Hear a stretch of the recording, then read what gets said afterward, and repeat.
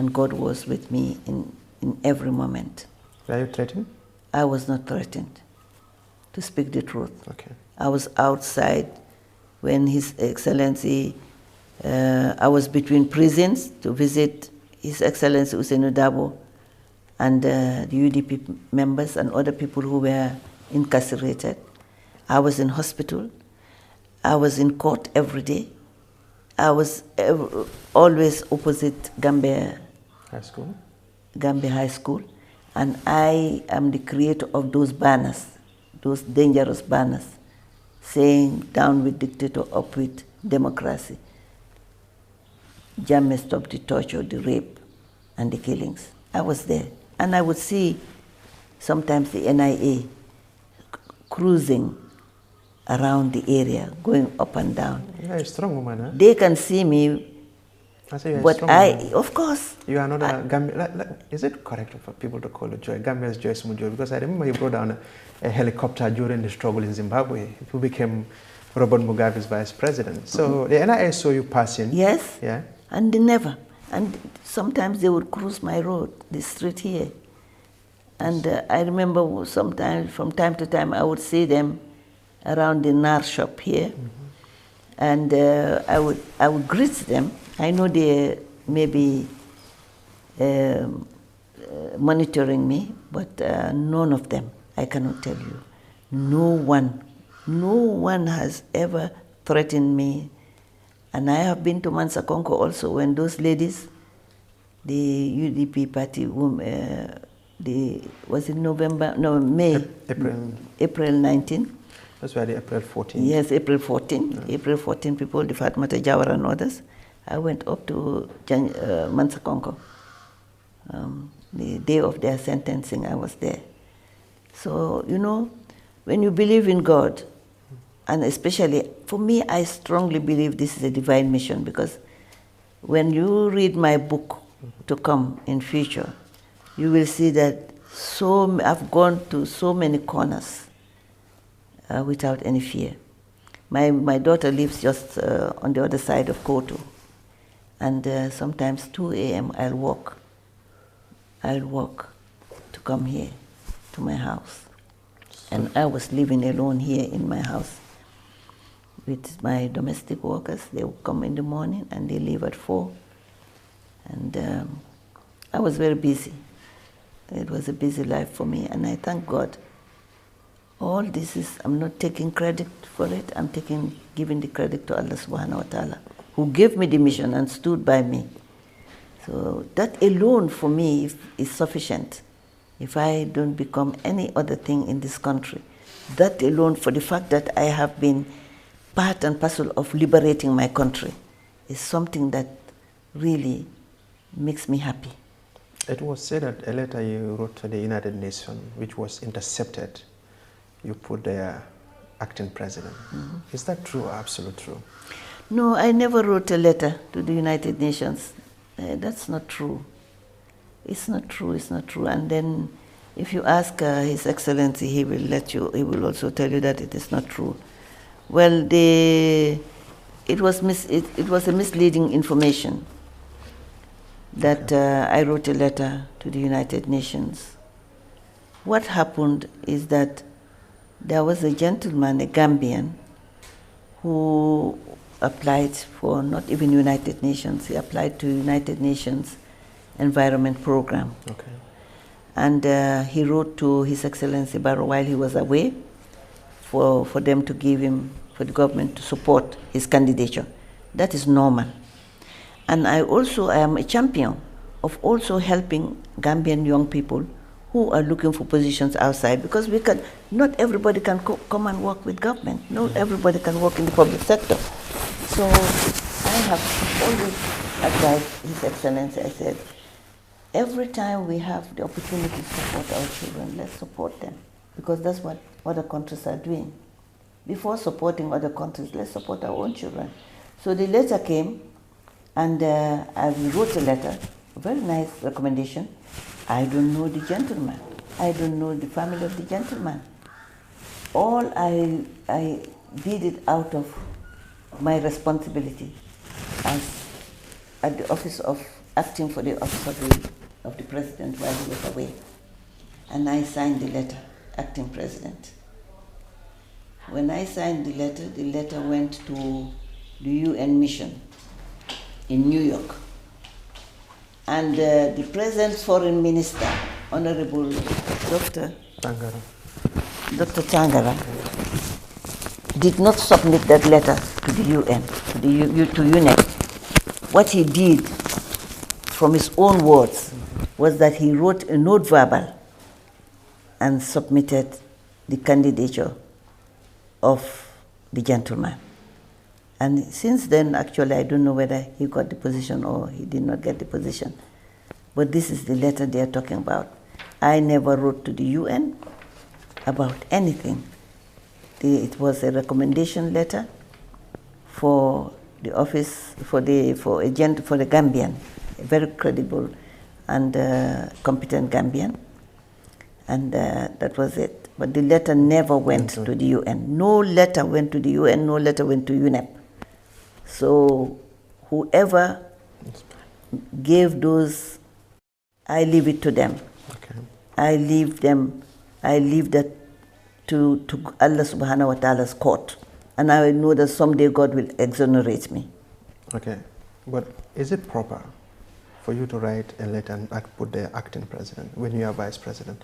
I just want a simple answer. I was acting. Okay. The president was not.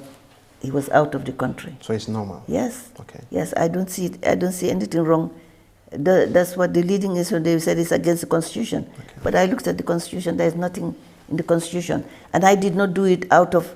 I didn't do it as people claim that I was ambitious, and I was undermining His Excellency the President. His Excellency the President, they can give him any information, but he knows that I will never undermine him. He knows I'm a loyal person, and he knows that I'm a God-fearing person. I worked with him on a clean plate or maybe sheet, and I left also the clean sheet. And I know that whatever he must have been told today, His Excellency would know that what they told him was false. What they told him was inaccurate. What was told to him was out of the political ambition of certain people in this country. But I leave that to their conscience. Did you suspect, or do you have any, were you given a reason as to why you were removed? Were some of those reasons put together that you have an ambition and so on, that's why you are removed as vice president? No, they didn't tell me. The letter, I go by the letter. The letter did not tell me, they didn't give me any reasons of being removed. Now, what is your relationship between Gambia, you and the Gambians in diaspora? I have a very good relationship with them. I have a very good relationship with them. When it's time to talk about issues, if they interview me, I tell them what I have in mind. And I also, from time to time, would call and advise. When I'm not a Facebook fan, yeah. But from time to time when my children are Facebook, right. And some other people are also in Facebook, when they tell me things that are happening that shouldn't happen, like supporters, political supporters, insulting other leaders, insulting, including the president, I just call and tell them that this is not right. This is not right. We need to be disciplined. Mm-hmm. We need to look at how our elders are. Our elders, your mother's friend is your mother. Your community is your family. So I always advise them to be careful. These are worldly affairs. We are going to leave politics and someday, or we are going to leave our professionals someday and go to our graves. So we need to respect each other, respect for the individual. We can have political differences, but we should be respectful. We should have discipline. And we should focus on today. What we need is to focus on how do we move the country, Gambia, as a peaceful and stable country. And this is, the government cannot do it alone. The government cannot do it alone. It is the people. The people are the government. So you have to, if you say you voted for the government or you voted for your party, you have to respect the principles, the values of your of your party. Just like His Excellency Usainu Dabo said in the Congress, the values, that is the respect for the individual, respect for elders. The national president also, Kotoke Honorable Dembo Bifos, also said it, that they need to respect the elders. And I have very good relationship. Even me, I know they insult me, especially during the vice presidency. A lot of insults were on me. But I'm sure that I'm praying for those who have insulted me, for God to guide them in the straight path, that they will repent for insulting me, because some of them I don't even know. Some of them I have no relationship with, except that we are one family. Spiritually, we are all believers. We are all Muslims. Even the non-Muslims, we are all believers. So we need to learn to respect each other, because you cannot, if you curse somebody's mother, you must also think of, how would I feel if somebody insults my mother? Especially when it's out of nothing. I did not give myself the position of vice president. I did not claim to have the sense of entitlement to be vice president. The decisions that are made, collectively in cabinet. But you know, I never feel any anger in me, because it depends on the maturity of the person, the professionalism of the person, the upbringing of the person who insults me. Those are the qualities. If people have no good upbringing, they have no sense of decency, they have no sense of focus, they are not professionals, they can do anything. But fundamentally, no person can escape criticism. Our prophets, the best of men, did not escape. Who am I as an ordinary servant of God to escape? Sometimes I even say that what they are saying is, some of them, what they say against me, some criticisms, when they are constructive, I learn from them and I improve, because I'm a learner. I always learn from my mistakes. I'm not perfect. Even my children, the youngest of them, when she tells me when I make a mistake, say, oh, Mama, I don't think it should have been done this way or said this way or whatever. I say, okay, I'm sorry. And I will do it in the way we all think it's right. As an architect of the coalition 2016, many say the coalition is dead. Is it dead? It's not dead. It's alive. But you guys see disunity in the coalition. How would you justify it to someone? You say you have division. Some ministers were out, others are in. And when someone asks you, is the coalition dead, what answer will you go? And what justification will you give to that person? I will say that the coalition is weak. It's weak. And as any institution, this is the first time we are having an operational coalition, a semblance of operation, like something that has worked to bring us democratic change. It is new to us. It is a learning process. And you know what we are going to be the process? It is the dynamics, the political dynamism that will inform us as to what level of our capacity is. The coalition, I admit, is weak, and it needs to strengthen itself to rekindle the confidence and trust that the people of the Gambia has in it, the partners have in it also. So this is why we are going to reactivate it. We are going to strengthen it. We are going to bring ourselves together. Because I see that there is no one in the coalition, there is no one in the coalition who has rejected the spirit and letter of the coalition. You know, you can interpret and misinterpret the statements that people make, but overall, this is all just like any institution. You can have institutional weaknesses. And once you have the institutional weaknesses, what is informing us, me as a professional and as one of the architects of the coalition, that we are weak, is the fact that we have not been able to meet as an executive for a long time. But in the dynamics, I have been meeting, we have been engaging each other as leaders on issue basis, and those issues that were confronted by both the coalition and the government, like any issue that happens in government, the coalition should address. And the other element is that the coalition needs to come closer, work closer with the executive. We need to work closer with the executive. But when we meet, we are going to have a critical analysis, a very truthful analysis, professional analysis of where we have been weak, where we have been strong, and where we can improve and where we can strengthen.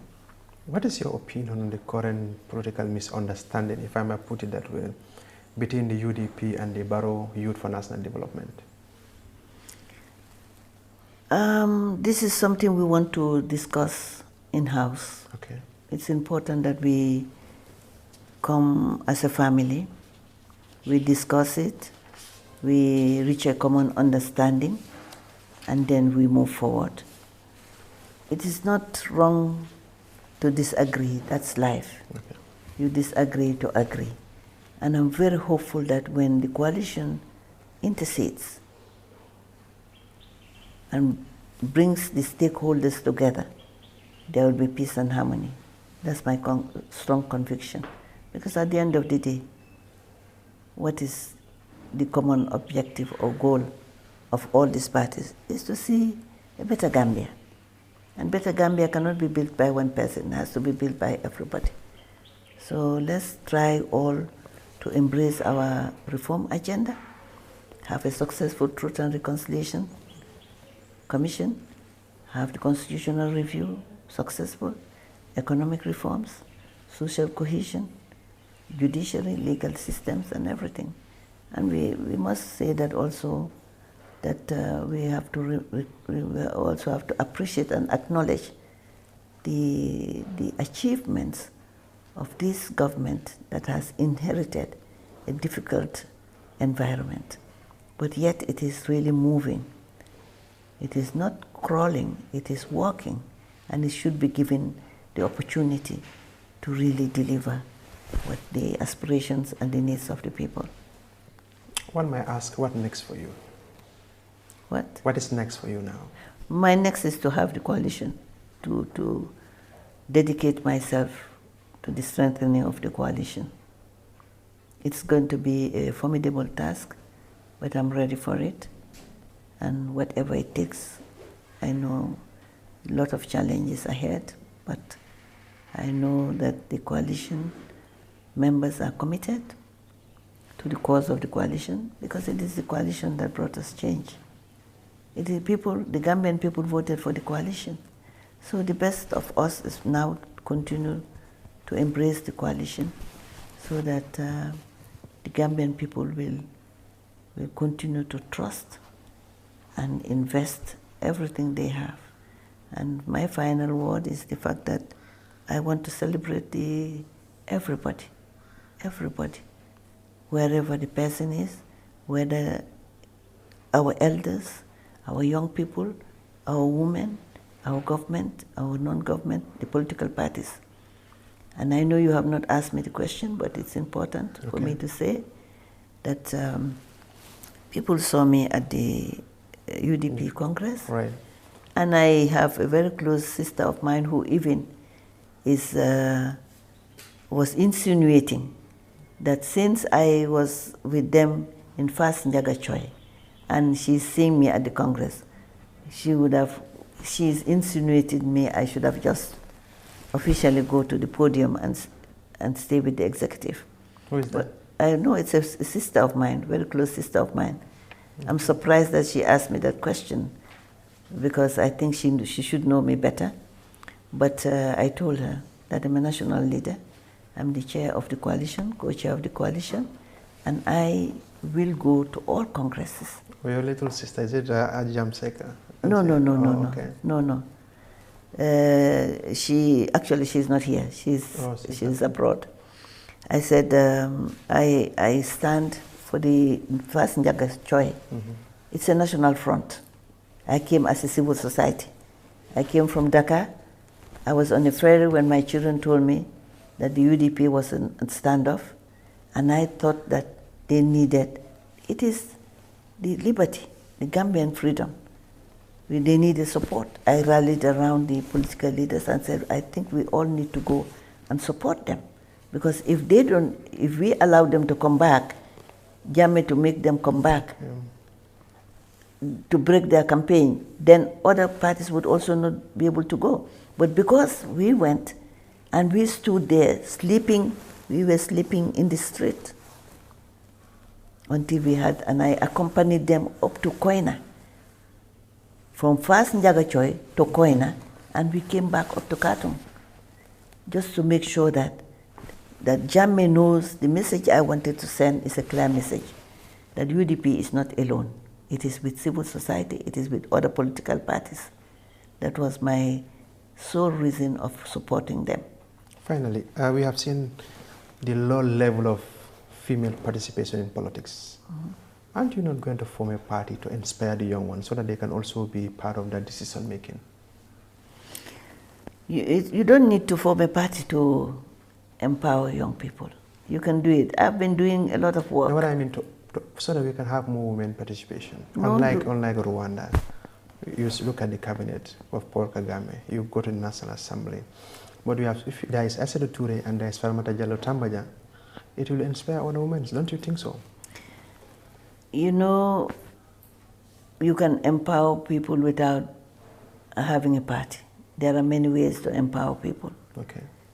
I do a lot of coaching young women, coaching, telling them, looking at their background, professional backgrounds, academic backgrounds and experience, and encouraging them to go into politics. I'm encouraging the political parties to really look at the UDP. Now they have 30% of women on board, encouraging the political parties to bring more women on board and to support, not only bringing them on board, to clap and cook for them, to be yai compins and the traditional yai compins, but to give them responsibilities so that they can empower them to also come to mainstream politics. Who knows, someday one of the political party leaders, a party leader could be a female candidate. And I also, one-to-one, I do one-to-one coaching. Young people come here and I discuss, share my experience with them. And finally, we never know, this is real life. Someday we can have a female presidential candidate. Someday in the Gambia, in the future, one never knows. I'm not a god to say this will happen or that will not happen. But the way the trend is going, gradually, when women feel that there is need and there is the opportunity and the competence to have their own political party, I cannot see a whole political female party, but maybe a political party composed of men, women, young people, and women. I think that would happen in future. Finally, what will be your final message to our viewers? My final message is for, you see the way I love the Gambian flag. Yes. It represents unity. Okay. And I want us to continue to embrace our flag. This is what unites us. And I want us to look at what unites us more than what divides us. Usually what divides us are subjective, but what unites us is objective. Is Gambia forward in peace, prosperity. And I'm also urging every Gambian to embrace peace, stability, and security. Security is part of the reform agenda. It is a very important element in development. Without security, we cannot have peace. And without justice, we cannot have reconciliation. So all these things are being taken care of, and we need to support that process. Let's focus as civil society, as media, as non-governmental organizations, and as government. Let's forget about our differences. I'm asking for every Gambian, including the executive, to be patient, to be inclusive, to remain focused. And because leadership, uneasy is the head that wears the crown. When you are a leader, you have to be patient, you have to be tolerant, you have to know that if you were not in this position, a lot of people will not criticize you. Everybody will leave you. When you are a leader, you have to expect all these challenges. That's my word. Let's embrace peace and let's forget about our political differences. And let's be a model. We have been a model. We are developing this being a model of democracy. A small state of 1.8 million people, peaceful people. We have the image of being the smiling coast. We need to keep our image. So by rising above all political indifferences, all family differences, and then demonstrate that, yeah, we are eligible to be a model of democracy, a state stable, prosperous, and happy. I said finally, but I have this final question. Okay. I understand when you were working with UN, you were held hostage by, can you tell us just a little about your experience when you were held hostage? Was it in Manu River in Liberia? You know, I worked with the United Nations Development Program in Liberia as gender and policy advisor. And mainly also I helped in resource mobilization and peace building, reconstruction, rehabilitation, reintegration, because this was a post-war, 7-year conflict. And I used to go up country because some of the women, farmers and young people were up country, they couldn't come here, and they were in displaced camps. So I would visit the displaced camps, internal displaced camps and the refugees from time to time. And this day we had, I was traveling up country, and we came to a point, it was very bushy, somewhere you will never expect people can live, and we just saw people coming from different directions. You couldn't recognize them as people. They were all in leaves, like in guerrilla warfare.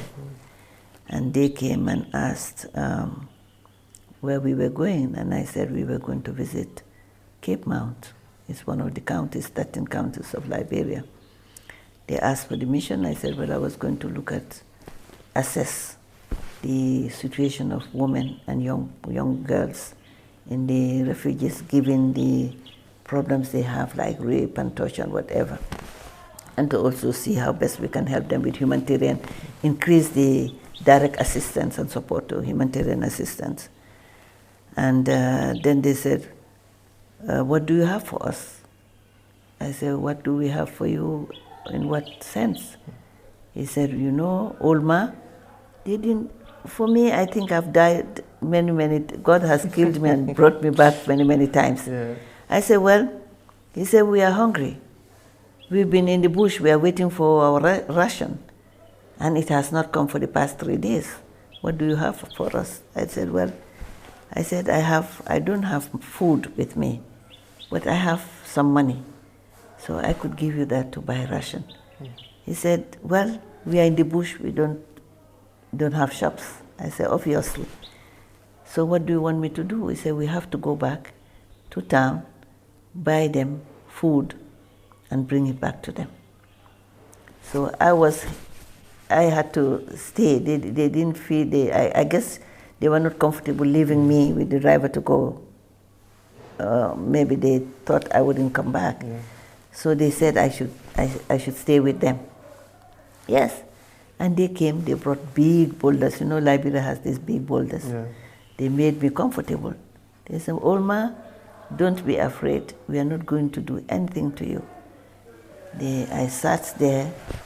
They went and brought this. They had some water in like goods, you know, these Indian goods. Yeah. They brought some water for me. I drank, and then I started chatting with them, started engaging them, that they should now come out of the bush and come back and have peace for Liberia.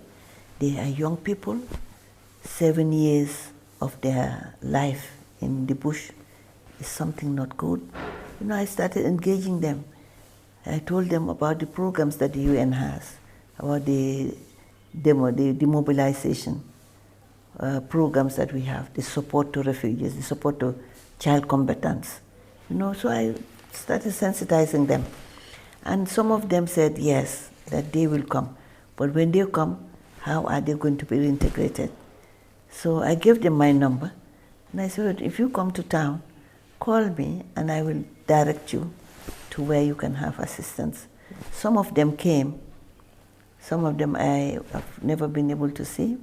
But again, to come to the story, I gave my driver some money. He went to town. We were almost like driven about 10 to 20 kilometers. So he went back to town, brought some food. Unfortunately, they found some antelopes. Okay. My driver was a good hunter. He killed two antelopes, and then they brought that. So we gave it to them with some money, sugar, and whatever. Gave it to them, and they escorted me. Some of them, the lieutenant or the commander, gave us 4 people to escort us up to the village. Interesting. So Alhamdulillah Rabbil Alameen. I have seen so many things and I've lived so many. My experience has been really challenging, and I do hope that I can live to write my book. How soon are we going to see the book? Very soon. I think 2018. By end of 2018.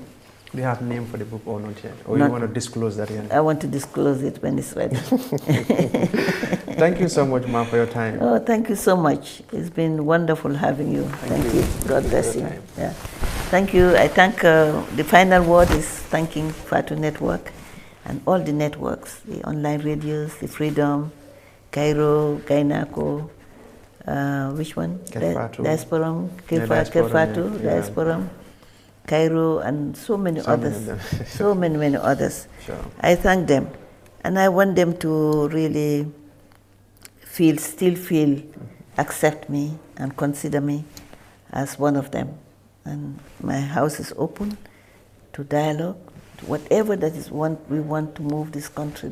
My house is open, my line is open. I will receive them anytime, anywhere, and any place. Thank you so much. Thank you so much. God bless all of you, and God bless our country. Thank you.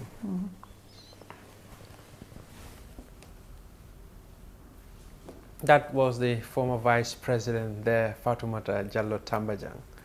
Well, thus the interview centered on her appointment as Vice President, her dismissal from the cabinet, her turning down the appointment to the United Nations as an ambassador, and many other things were the host of issues we discussed during the interview. That's all we have for you today. Till tomorrow. Bye for now.